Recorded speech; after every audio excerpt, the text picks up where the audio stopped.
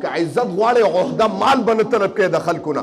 د خلکو ته وایې که د عوامو د انسانانو محبت دې زما په زړه کې پیدا شي. وزهد فیما عند الناس یحبک الناس. نبی رسول الله مبارک او فرمایل چې د خلکو سره کوم بینک بیلنس مال اولاد نوکران چاکران غلامان اولاد حسب نسب دا پرېږده د دین استغنا دغه کا گویا دا خلک به تا سره محبت کوي. د ما محترم او کنه د خلکو مال ته غلي بینک بیلنس ته غلي نو د دې خلکو په نسبت باندې به دلیل او د الله په نسبت باندې دلیل د ما محترم.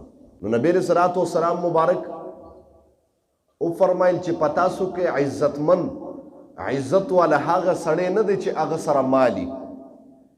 د الله په نسبت باندې عزت والا هغه کس نه دی چې هغه مالداري ګاډي وسره. د الله په نسبت باندې عزتمن هغه سړی نه دی چې هغه بینک بیلنس ته بینک کې مال ډیر پروت دی. دا د الله په نسبت عزتمن نه دی.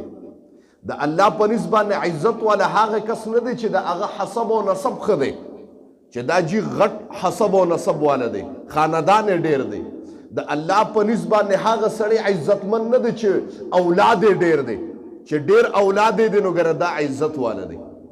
مگر د الله په نسبت باندې نبی رسول الله مبارک او فرمایل ان اکرمکم عند الله اتقاکم. در الله په نسبت باندې عزتمن سړی هغه د پتا سو کې چې هغه د الله نه یریږي او تقوی پکې.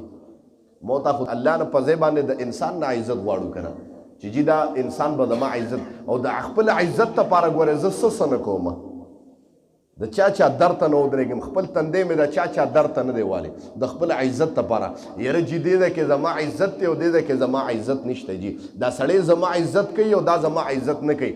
عزت ورکولو والا زما د رب ذات دی. او نبی رسول الله مبارک په میدان عرفات باندې د ټولو نه مخکې د انسانیت د عزت خبره وکړه چې عزت ورکولو والا یو ذات دی چې هغه د الله ذات دی زما محترمو. بلکې ته د انسان در ته ودرېږل د مال د وجې نه یا د نور څه لالچ د وجنا. نبی صلی الله علیه وسلم مبارک نه تاسو کده الله رسول عزتمن څه شی دی عزت څه شی دی عزت به څنګه حاصلوم. نبی رسول الله یو جمله کې جواب ورکړي توجه کوي او بیا ته تاسو شو د الله رسول ذلت څه شی دی. نبی رسول الله بیا یو جمله کې جواب ورکړي ځکه د نبی رسول الله مبارک کلام او خبره داسې چوي وی خیر الکلام ما قل ودل. بهترین گفتگو او کلام هغه کلام دی چې هغه یو خبره هغه مختصر خبره الفاظه قصيره ومعانيه كثيره. الفاظ مختصری لیکن فلسفه پکې ډیره پرته. د نبی رسول الله الفاظ داسیو چې یو لفظ به وې ان تکلم سما وعلاه البها. نبی رسول الله چې به خبرې کولې بهترین او قیمتي خبره به کولې یو خبره به وکړه لیکن دنه به پکې فلسفه ډیره پرته وه. د نبی رسول الله په گفتگو به صحابه پوهېده او لیکن چې نبی رسول الله خبرې نه کولې خبرې به بند کړې. ان صمت فعليه الوقار. نبی رسول الله چې به خبرې بند کړې داسې عزتمند او دروند به ښکاره کېده.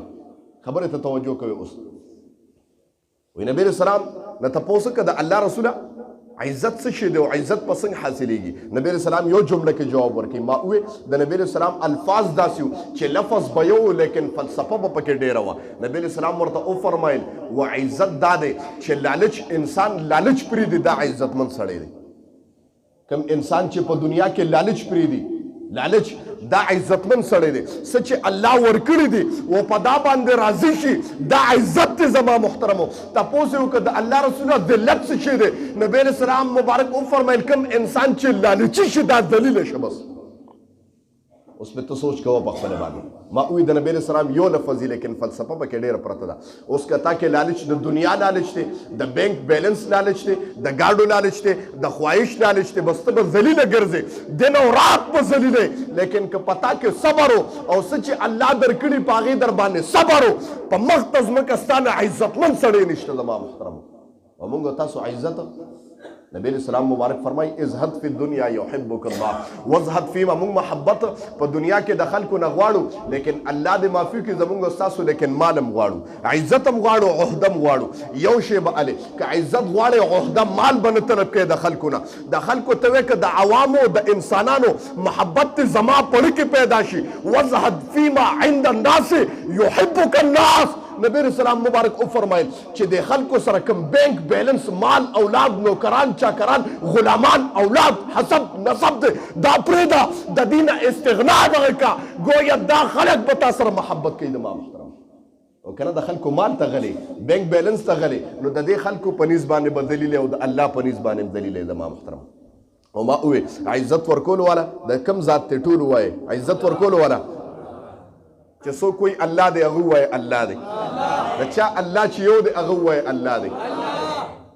عزت ورکول والا د الله ذات ته. زما محترم نبی علیہ السلام مبارک فرمایل ان اکرمکم عند الله اتقاکم بهترین پتا سو کې هغه خلق دي چې هغه د الله نه یریږي او د الله نه گویا چې داسې هر قسم حالت په دنیا کې په باندې راشي.